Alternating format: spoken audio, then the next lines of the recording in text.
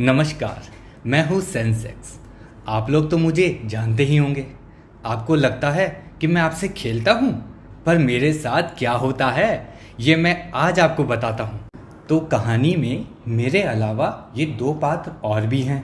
ये है चिंतामणि, जो मेरी ही चिंता से घिरी रहती है, और ये है संतोष कुमार, जिन्हें अपनी ज़िंदगी में बस संतोष ही संतोष है। तो चलिए आपको इस शताब्दी की शुरुआत में ले चलते हैं। सन 2000 में यहाँ मेरी अच्छी खासी ज़िंदगी में आया टेक्नोलॉजी बबल बस्ट, और मैं गिरा धड़ाम। और इनके हालात कुछ ऐसे थे। समय कुछ आगे बढ़ा और मैं खुद को ना 2002 में संभाल पाया ना 2003 में। चीज़ें वैसी ही चलती रही। लड़खड़ाते मैं पहुंचा 2004 में। कुछ संभलने को ही था, लेकिन ये तो चुनावी साल था और सरकारें बदल गई। एनडीए से यूपीए में मई में बाजार 17% की गिरावट के साथ अपने सबसे निम्न स्तर पर था। मैं फिर उठा, थोड़ा संभला। अब मैं एक नए मुकाम पे था, 12,000 के स्तर पर, और ये था सन 2006। और एक महीने बाद मैं 30% गिरकर एक नए स्तर पर पहुंचा, जो था 9,000।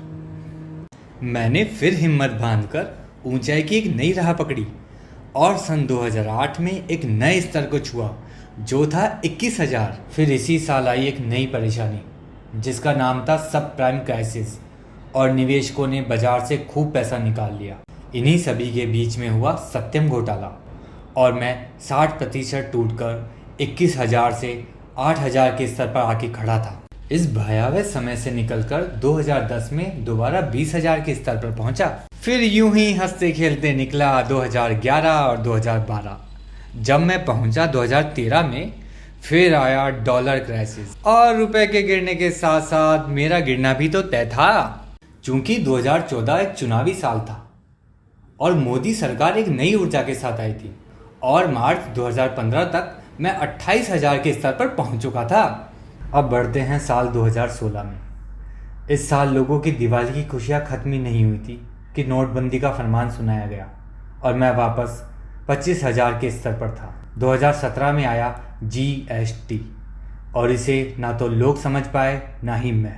सन 2018 में आते आते अब जीएसटी कुछ समझ में आने लगा, और मैं अब तक के सबसे उच्चतम स्तर 36,400 पर पहुंच गया। तभी अचानक फरवरी 2018 में सरकार ने शेयर मार्केट से होने वाली इनकम पे एलटीसीजी टैक्स लगा दिया, और मैं मात्र 1.5 महीने में ही 33,000 के स्तर पर आ पहुंचा।